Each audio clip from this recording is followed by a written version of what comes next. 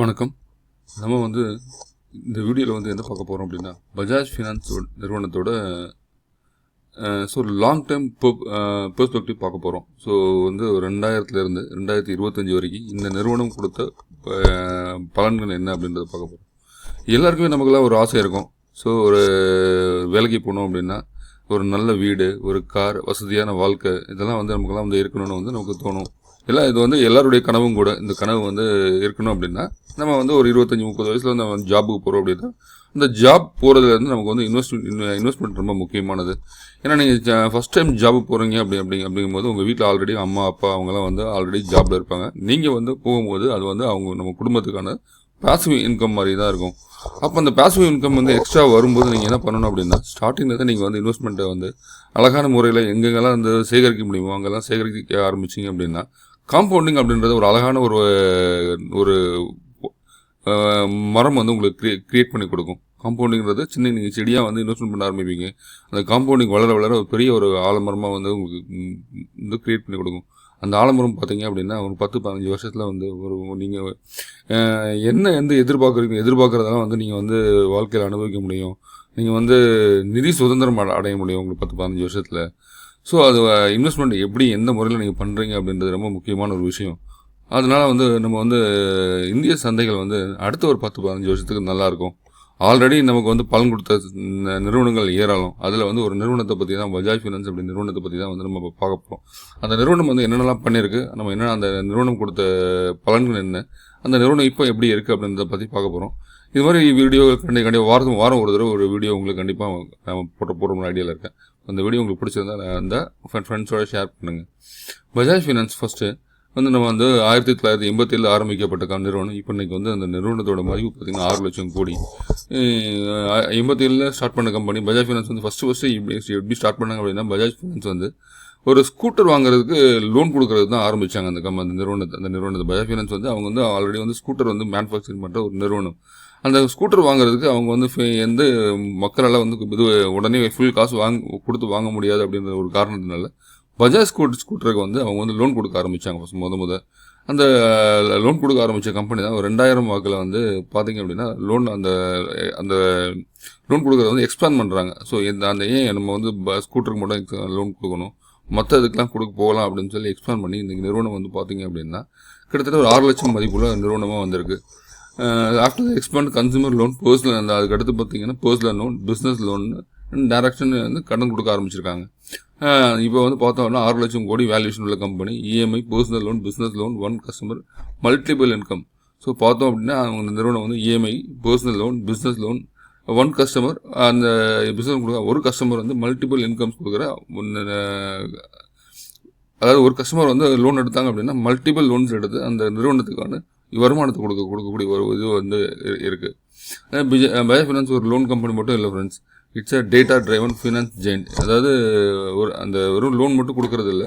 So இது data, அதாவது எப்படி சொல்கிறதுனா, ஆரம்ப காலகட்டத்திலேருந்து அவங்க இந்த மார்க்கெட்டில் இருக்கிறதுனால உங்களுடைய டேட்டாஸ் ஃபுல்லாகவே அவங்ககிட்ட இருக்கும். நீங்கள் எப்படியெல்லாம் உங்களுடைய வருமானம் என்ன, நீங்கள் எந்த இதில் வேலை செய்கிறீங்க. ஸோ நம்ம டேட்டாஸ் அவங்க வச்சு இப்போ டேட்டா வச்சு ட்ரை பண்ண ஆரம்பிச்சிருக்காங்க.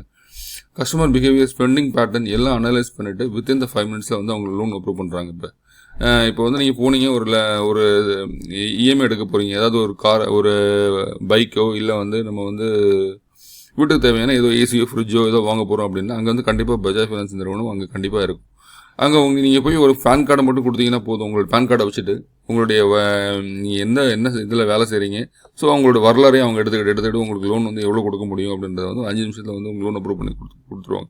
இன்றைக்கி அந்த முறைக்கு ரொம்ப இந்த நிறுவனம் பஜாஜ் ஃபினான்ஸ் மட்டும் இல்லை, நிறைய நிறுவனம், ஐடிஎஃப்சி ஃபர்ஸ்ட் பேங்க் ஆகட்டும், ஜியோ ஃபினான்ஸ் ஆகட்டும். இன்றைக்கி ஜியோ ஃபினான்ஸ் பஜாஜ் ஃபினான்ஸோட போட்டி போகிற அளவுக்கு இன்றைக்கி எல்லா இடத்துலையும் ஜியோ ஃபினான்ஸ் வர ஆரம்பிச்சிருக்காங்க.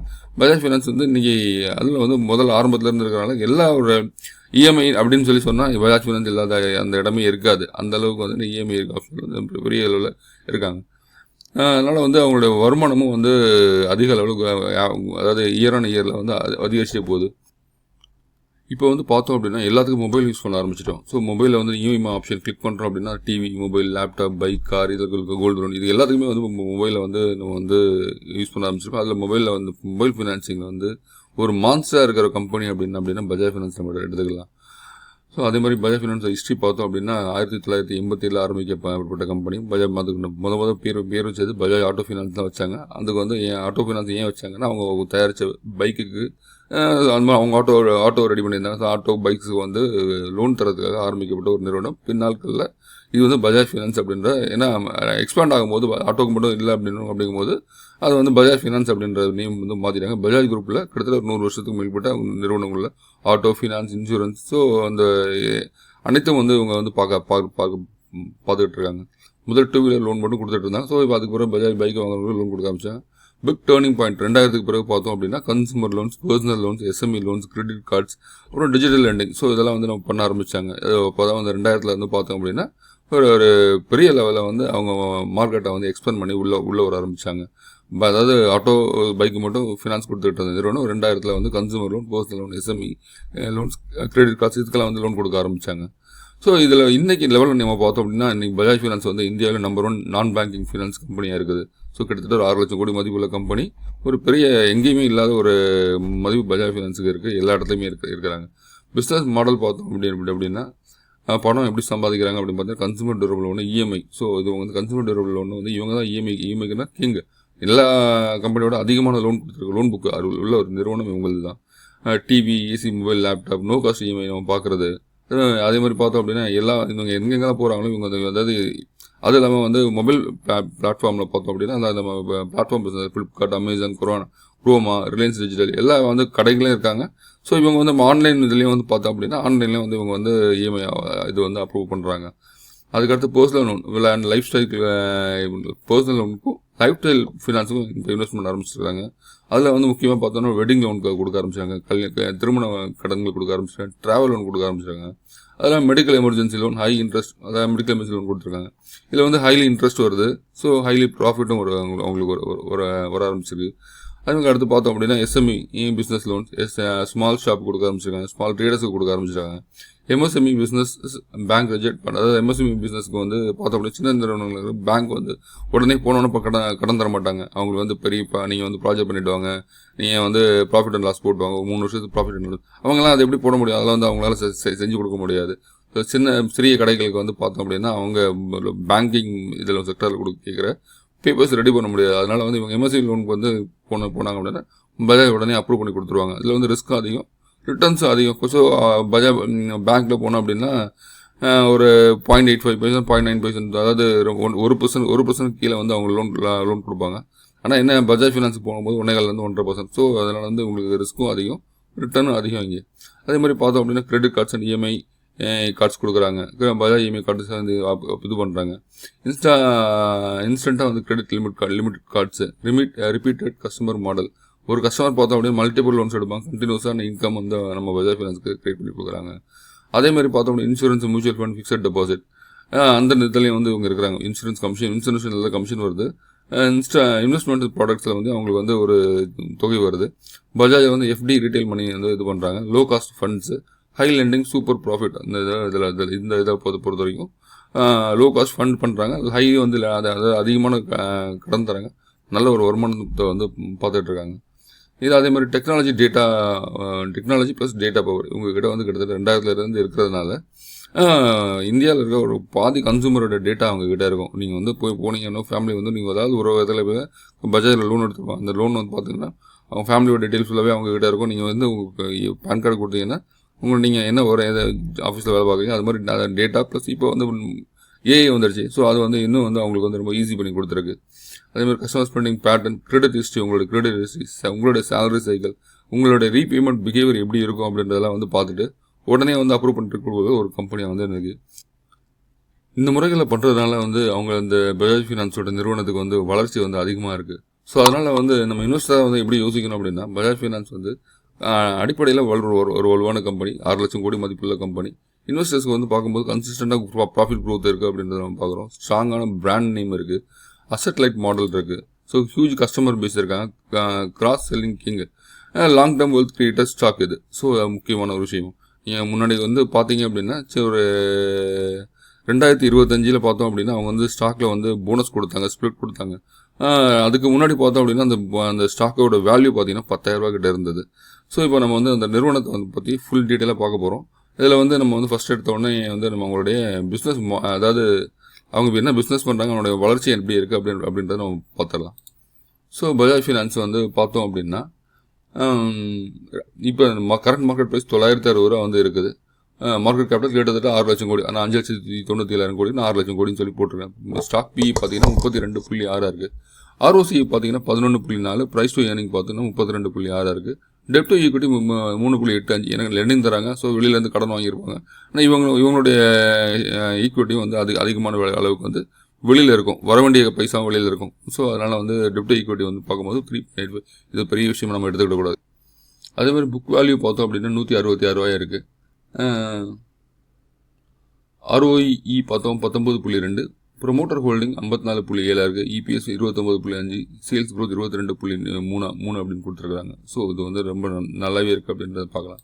இன்வெஸ்டர் சைடில் பார்த்தோம் அப்படின்னா ப்ரொமோட்டர்ஸ் கிட்ட 54.57, கிட்டத்தட்ட 50% மேலே ஸ்டேக் வச்சுருக்காங்க. கன்சிஸ்டண்டாகவே இருக்குது பார்த்தோம் அப்படின்னா. அதே மாதிரி FIS கிட்ட ஸ்டேக் பார்த்தோம் அப்படின்னா 22% கிட்ட இருக்குது. DIS கிட்ட பார்த்தோம் அப்படின்னா 15% கிட்ட இருக்குது. கவர்மெண்ட் கிட்ட 0.8% இருக்குது. அதே மாதிரி பப்ளிக்கிட்ட பார்த்தீங்கன்னா அந்த ஸ்டேக் வந்து குறைஞ்சிக்கிட்டே வரது நீங்கள் கவனிக்கலாம். 2022 11% இருந்த பங்குகள் இப்போ வந்து 8.78% வந்து பொதுமக்கள் கிட்ட இருக்குது. Profit and growth, profit and loss பார்த்தோம் அப்படின்னா ரெவன்யூ வந்து வருஷம் வந்து ரெவன்யூ வந்து அவங்க அதிகரிச்சுட்டு போகிறத நீங்கள் கவனிக்கலாம். 2024 54,924 கோடி சொல்லியிருக்காங்க, காமிச்சிருக்காங்க. 2025 69,709 கோடி காமிச்சிருக்காங்க. அதே மாதிரி நெட் ப்ராஃபிட் பார்த்தோம் அப்படின்னா 2024 14,450 கோடி காமிச்சிருக்காங்க. 2025 மார்ச்சில் வந்து 16,779 காமிச்சிருக்காங்க. அதேமாதிரி குவார்டர் அண்ட் குவார்டர் பேசிஸில் நம்ம செப்டம்பர் மந்த் செப்டம்பர் எடுத்தோம் அப்படின்னா 4,948 கோடி நெட் ப்ராஃபிட் காமிச்சிருக்காங்க. அதே செப்டம்பர் போன வருஷம் பார்த்தீங்கன்னா 4,014 கோடி காமிச்சிருக்காங்க. ஸோ 800 கோடி ரூபா போன செப்டம்பருக்கும் இந்த செப்டம்பருக்கும் உள்ள வித்தியாசங்கள். அதே மாதிரி பார்த்தோம் அப்படின்னா ஈக்விட்டி கேபிட்டல் பார்த்தீங்கன்னா 622 இருக்குது. இப்போ ரிசர்வில் கேஷ் பார்த்தீங்கன்னா கிட்டத்தட்ட 1 லட்சம் கோடி கேஷ் வச்சிருக்காங்க. இவங்களுக்கு வந்து வெளியில் கடன் வாங்கியிருக்குன்னு பார்த்தீங்கன்னா எக்ஸ்ட்ரா வந்து ஒரு 3 லட்சம் கோடி வெளியில் கடன் இருக்குது. 4 லட்சம் கோடி கடன் இருக்குது, 3 லட்சம் கோடி இருக்குது. அதே மாதிரி இவங்களுக்கு வந்து டோட்டல் லைபிலிட்டிஸ் அப்படின்னு சொல்லி இவங்க 5 லட்சம் கோடி காமிச்சிருக்காங்க. ஸோ நல்ல ஒரு நிறுவனம் கூட. ஸோ அதில் வந்து எந்த மாற்றமும் கிடையாது. பெரிய லெவலில் வந்து நீங்கள் க்ரோத்லாம் பார்த்தீங்க அப்படின்னா வளர்ச்சி விதம் அதிகமாக இருக்குது. இன்றைக்கி லெவலில் வந்து பார்த்தோம் அப்படின்னா ஃபினான்ஸ் கொடுத்துக்கு நான் பேங்கிங் லெண்டிங் பிஸ்னஸில் ஒரு பெரிய ஜெயண்ட்டாக இருக்கிறாங்க பஜாஜ் ஃபினான்ஸ். ஸோ இவங்க வந்து நம்ம வந்து தாத்தாவோ அப்பாவோ 2000 வந்து இன்வெஸ்ட்மெண்ட் பண்ணியிருந்தோம் அப்படின்னா அந்த இன்வெஸ்ட்மெண்ட் என்னவாக இருக்கும் அப்படின்றத நம்ம வந்து தொடர்ந்து பார்க்க போகிறோம். உங்களுக்கெல்லாம் ஒரு கேள்வி, நீங்கள் வந்து 2000 வந்து பஜாஜ் ஃபினான்ஸில் வந்து ஒரு இன்வெஸ்ட்மெண்ட் 10,000 பண்ணியிருக்கீங்க அப்படின்னா இப்போ வந்து 2025 உங்களுக்கு வந்து என்ன அமௌண்ட் கையில் கிடைக்கும் அப்படின்றது ஒரு பேப்பர் பேனர் இடத்துல உங்களுக்கான அதுக்கான விட எழுதி வச்சுக்கோங்க. இந்த இப்போ பார்க்க போகிற காணொலி சட்ட நேரத்தில் நீங்கள் அதுக்கான விடையை வந்து தெரிஞ்சுக்கிட போகிறீங்க. 2000 ஒரு 10,000 இன்வெஸ்ட்மெண்ட் பண்ணியிருக்கீங்க பஜாஜ் ஃபினான்ஸில். இப்போ வந்து உங்களுக்கு என்ன வருமானம் வரும்னு நீங்கள் கணிச்சுக்கோங்க. கணிச்சு ஒரு சின்ன பேப்பரில் வந்து அந்த அமௌண்ட்டை எழுதி வச்சுக்கோங்க. நீங்கள் எழுதி வச்சுக்கிற அமௌண்ட்டும் நம்ம வந்து காணொலியில் காமிக்க போகிற அமௌண்ட்டும் ஒன்றா இருக்கா அப்படின்றத வந்து கெஸ் பண்ணுங்கள், பார்க்கலாம்.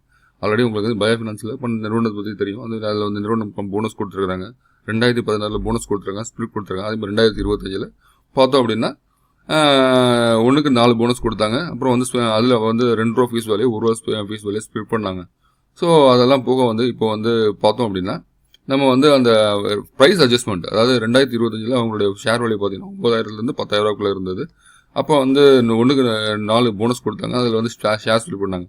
கடைசியாக பண்ண அந்த ஷேர் ஸ்பிளிட் பிறகு ப்ரைஸ் அட்ஜஸ்ட்மெண்ட் ஆன பிறகு பார்த்தோம் அப்படின்னா 2000 33 பைசாவாக இருந்திருக்கு பஜாஜ் ஃபினான்ஸோட ஷேரோட வேல்யூ.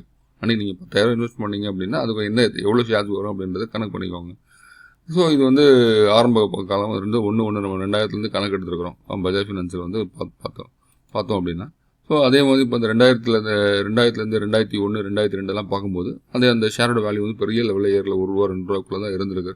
ஸோ 2005 பார்த்தோம் அப்படின்னா நம்ம இது வந்து அட்ஜஸ்ட்மெண்ட் பண்ண வேல்யூ.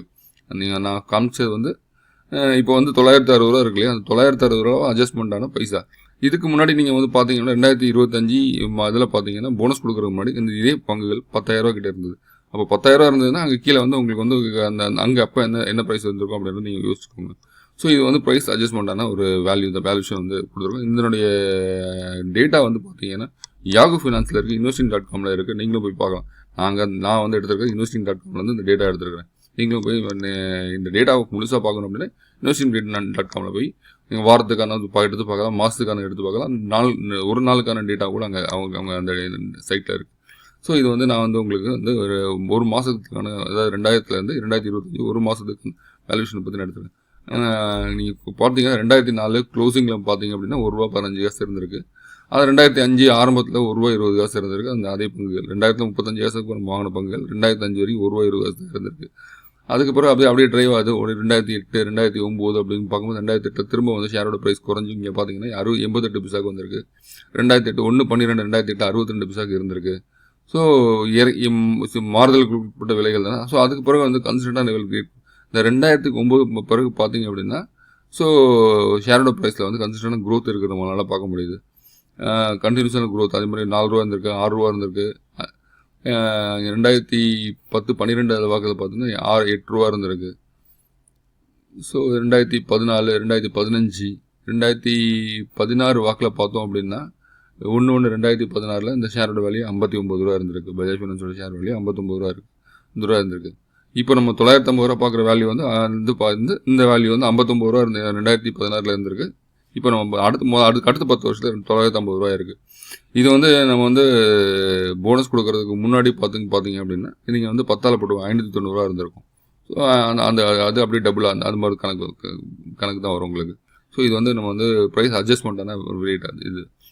அதுக்கு அடுத்து நம்ம பார்த்தோம் அப்படின்னா 2020 கோவிட் டைமில் பார்த்தோம் அப்படின்னா 2020 கோவிட் டைமில் பார்த்தீங்கன்னா ₹436 இருந்திருக்கு. நல்ல ஒரு ப்ரைஸ் ஹைக் இருந்திருக்கு. கோவிடுக்கு வந்து நம்ம அப்போ மார்க்கெட் இறங்கின டைமில் பார்த்தீங்கன்னா ₹440 இருந்து பங்குகள் ₹220 வந்திருக்கு. நல்லா கவனிங்க. 436 446 இருந்த பங்குகள் வந்து கோவிட் டைமில் கிட்டத்தட்ட ஒரு 20-25% வந்து மார்க்கெட் வந்து விழுந்தது. அந்த டைமில் ₹445 இருந்து அப்படியே 50% வந்து மார்க்கெட்டில் வந்து விழுந்திருக்கு.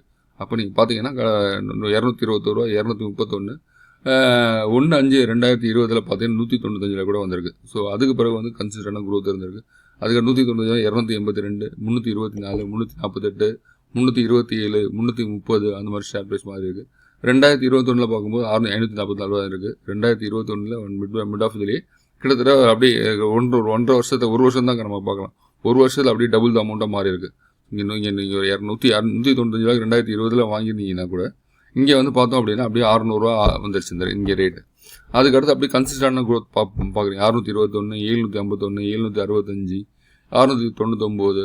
ஸோ இதெல்லாம் வந்து கன்சிஸ்டண்டான க்ரோத். 2024 வரைக்கும் பார்த்தோம் அப்படின்னா ₹648 இருந்திருக்கு. ₹730 இருந்திருக்கு. 2024 ₹685 ப்ரைஸ் இருந்திருக்கு பஜாஜ் ஃபைனான்ஸோட ஷேரோட வேல்யூ. ஸோ 2025 ஆரம்ப காலகட்டத்தில் பார்த்தோம் அப்படின்னா ₹787 இருந்திருக்கு. ஸோ அதுலேருந்து அப்படியே ட்ரைவ் ஆகி கிட்டத்தட்ட ஒரு ₹1037 வந்து 2011-11 2020 ₹1037 இருக்குது. இதில் வந்து ₹969 இப்போ வந்து லாஸ்ட் க்ளோசிங் பார்த்தோம்னா ₹960 இருக்குது. ஸோ நம்ம போன 2024 கூட நீங்கள் பார்த்தீங்க அப்படின்னா நம்ம மார்க்கெட் சின்னதாக ஒரு 10% கிட்ட சரிந்தது மார்க்கெட்டு. அப்போ அந்த டைமில் நீங்கள் எடுத்துக்கிட்டீங்கன்னா கூட பார்த்தீங்கன்னா ₹710 720 769 இருந்திருக்கு. அங்கேருந்து ஒரு 10% தான் குறைஞ்சிருக்கு. ஸோ இந்த செப்டம்பர் அக்டோபரில் வந்து மார்க்கெட் வந்து சின்ன லெவலில் இறங்க ஆரம்பிச்சது. ₹769 அந்த பங்குகள் ₹688 656 வரைக்கும் வந்திருக்கு. அதுக்கு திரும்ப வந்து ஏற ஆரம்பிச்சிருச்சு. ஸோ இங்கே பார்த்தீங்கன்னா ₹656 வரைக்கும் வந்திருக்கு அந்த இறக்கத்தில். அதுக்கு ஒரு 681 787 851 அப்படின்ட்டு மேலே இறங்கிய பங்குகள் மேலே ஏற ஆரம்பிச்சிருக்கு. இன்றைக்கி வந்து 1/1/2026 கணக்குப்படி ₹969 இருந்திருக்கு. நேற்று நம்ம கணக்குப்படி, அதாவது நம்ம 6ஆம் தேதிக்கு நம்ம கணக்குப்படி ₹960 வந்து மார்க்கெட் ப்ரைஸ் இருக்குது. நம்ம அந்த இதுக்கான ப்ரைஸ் வேல்யூ என்ன போட்டிருக்கோம்னா நம்ம கணக்குப்படி நம்ம ₹980 போட்டிருக்கோம். ஸோ இப்போ வந்து நம்ம இந்த பங்குகளோட ப்ரைஸ் பார்த்தோம் எப்படியெல்லாம் ஏறி இருக்குது அப்படின்றது வந்து 2000-2025 காலகட்டம் வரைக்கும் நம்ம இந்த ப்ரைஸோட ஏற்ற இறக்கங்களை உங்களுக்கு நான் காமிச்சிருக்கிறேன். இப்போ அதுக்கு அடுத்து வந்து நம்ம என்ன பார்க்க போகிறோம் அப்படின்னா அந்த கம்பெனி என்னென்ன கொடுத்துருக்காங்க, போனஸ் என்ன கொடுத்துருக்காங்க, ஸ்ப்ளிட் என்ன கொடுத்துருக்காங்க அப்படின்றத நம்ம பார்க்க போகிறோம். ஸோ நீங்கள் வந்து பார்த்தீங்க அப்படின்னா 2000 ஒரு 10,000 இன்வெஸ்ட்மெண்ட் பண்ணியிருக்கீங்க அப்படின்னா ஸோ 35 இயர்ஸ் நம்ம கணக்கு பண்ணோம் இல்லையா. அந்த 35 இயர்ஸ் கணக்குப்படி பார்த்தீங்கன்னா பங்குகள் அப்படின்னு உங்களுக்கு வந்து 28,571 பங்குகள் உங்கள் கைக்கு வந்திருக்கும். ஸோ நீங்கள் 2000 10,000 வந்து பஜாஜ் ஃபைனான்ஸ் இன்வெஸ்ட்மெண்ட் பண்ணியிருக்கீங்க அப்படின்னா 10,000 வந்து உங்களுக்கு பங்குகள் மட்டும் 28,571 பங்குகள் கையில் வந்திருக்கும். 2014 ஸோ 2000 வாங்கின பிறகு உங்களுக்கு ப்ரைஸ் மட்டும்தான் வந்து ஏர்னிங்ஸில் வந்து இன்வெஸ்ட்மெண்ட்லாம் அதிகமாக கிடைக்கும். அந்த நிறுவனம் வந்து உங்களுக்கு வந்து நீங்கள் வந்து 15 வருஷமாக நீங்கள் வந்து இந்த கம்பெனியோட பங்குகள் வச்சுருக்கீங்க, உங்களுக்கு ஒரு பலன் தரணும் அப்படின்னு 2016 நீங்கள் வச்சுருக்க பங்குகளுக்கு ஒரு பங்கு வச்சுருந்தா ஒரு பங்கு வந்து எக்ஸ்ட்ரா போனஸ் கொடுத்துருக்காங்க. அப்படி போனஸ் கொடுக்கும்போது 28,570 பங்குகள் உங்கள்கிட்ட இருந்தது அப்படின்னா அதுக்கு அப்படியே ஒரு 1+1+ போனஸ் அப்படின்னு 28,570 பங்குகள் உங்களுக்கு போனஸ் அந்த நிறுவனம் உங்களுக்கு கொடுக்குது. அப்போ பார்த்தோம் அப்படின்னா 2016 வாக்கில் 57,142 பங்குகள் உங்ககிட்ட இருக்குது. அது இல்லாமல் என்ன பண்ணுங்க, அந்த 10 ரூபா ஃபேஸ் வேல்யூ இருக்கு இல்லையா, அந்த 10 ரூபா ஃபேஸ் வேல்யூ வந்து அந்த டைமில் வந்து ப்ரைஸோட விலை அதிகமாக இருக்குன்னா அது இப்போ 10 ரூபா ஃபேஸ் வேல்யூ 2 ரூபா ஃபேஸ் வேல்யூ ஆகிறாங்க. ஒரு பங்குக்கு ஒரு பங்கு வந்து 5 பங்கு மாறிடும். உங்கள்கிட்ட வந்து இப்போ 100 பங்குகள் இருக்குது அப்படின்னா இப்படி பிரிக்கும் போது 500 பங்குகள் மாறிடும். அப்படி மாறிய பங்குகள் அப்படின்னு பார்க்கும்போது கிட்டத்தட்ட நீங்கள் வந்து அந்த நிறுவனத்தோட இப்போ 10+, அதாவது 10 ரூபா ஃபேஸ் வேல்யூ 5 ரூபா பார்க்கும்போது 1,14,000 பங்குகள் உங்களுக்கு வந்து கையில் கிடைக்குது. மொத்தம் டோட்டலாக பார்த்தீங்க அப்படின்னா 2,85,710 பங்குகள் உங்களுக்கு வந்து கிடைச்சிருக்கு. ஸோ அதுக்கு அடுத்து பார்த்தோம் அப்படின்னா 2025 வாக்கில் நீங்கள் வந்து 2014 அடுத்த ஒரு 10 வருஷத்துக்கு அந்த பங்குகள் நீங்கள் வச்சிருக்கும் போது 2025 வாக்கில் திரும்ப வந்து அந்த நிறுவனம் வந்து ஒரு பங்குக்கு 4 பங்கு போனஸ் கொடுக்குறாங்க. 2,85,710 பங்குகள் உங்கள்கிட்ட ஆல்ரெடி இருக்குது. அந்த பங்குகளுக்கு 2,85,710 பங்குகளுக்கு திரும்ப ஒரு 4 பங்குகள் போனஸ் தராங்க. ஒரு பங்குக்கு 4 பங்கு போனஸ் கொடுக்குறாங்க. அப்படி பார்த்தோம் அப்படின்னா எக்ஸ்ட்ரா வந்து உங்கள்கிட்ட வர பங்குகள் அப்படின்னு சொல்லி எடுத்துக்கிட்டோம் அப்படின்னா 11,42,840 பங்குகள் ஆகுது. அந்த போனஸ் கொடுக்கவும் உங்ககிட்ட இருக்கிற பங்குகள் 11,42,840 பங்குகள் ஆகுது. அது இல்லாமல் என்ன பண்ணுறாங்க அப்படின்னா அப்போ 2 ரூபா ஃபேஸ் வேல்யூ இருக்கிறத வந்து திரும்ப வந்து ப்ரைஸ் அதிகமாக இருக்குது அப்படின்னால அந்த 2 ரூபா ஃபேஸ் வேல்யூ 1 ரூபா ஃபேஸ் வேல்யூ ஆகுறாங்க.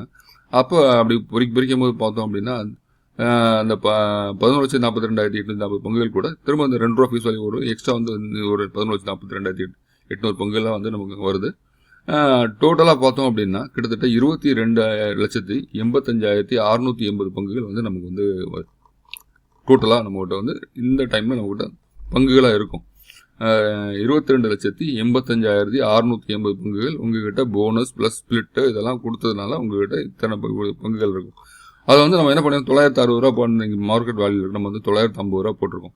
ஸோ 950 ரூபா இன்றைக்கி வேல்யூ போட்டு பார்த்தோம் அப்படின்னா கிட்டத்தட்ட 217 கோடியே 13,96,000 ரூபா நமக்கு வந்து இன்றைக்கி வந்து அசட்டாக வந்து நம்மக்கிட்ட கையில் வந்து இருக்கும். ஸோ இது வந்து எவ்வளோ பெரிய அசட் பாருங்கள். நீங்கள் வந்து ஒரு இடமோ லேண்டோ கோல்டோ வாங்கியிருந்தால் கூட இவ்வளோ பெரிய அப்ரிஷியேட் பண்ணி கொடுத்துருக்க வாய்ப்பே கிடையாது. அப்படி 25 இயர்ஸ் கழிச்சு பார்த்தோம் அப்படின்னா கிட்டத்தட்ட அந்த வேல்யூஷன் பாருங்க 2,217 கோடியே 13,96,000 ரூபா வந்து இன்றைக்கி வேல்யூஷன் இருக்குது. நீங்கள் இந்த டோட்டலாக வந்து அவங்க அந்த பஜாஜ் நிறுவனத்தை நீங்கள் பண்ண வேலை என்னது, 10,000 பங்குகள் மட்டும்தான் வாங்கியிருக்கீங்க. 10,000 பங்குகள் வாங்கின பிறகு பார்த்தோம் அப்படின்னா இன்றைக்கி டோட்டல் வேல்யூஷன் அப்படின்னு சொல்லி நீங்கள் பார்த்தீங்க அப்படின்னா கிட்டத்தட்ட அது வந்து நான் உங்களுக்கு அமௌண்ட் போட்டு காமிக்கிறேன், நல்ல பெருசு போல் பண்ணி காமிக்கிறேன்.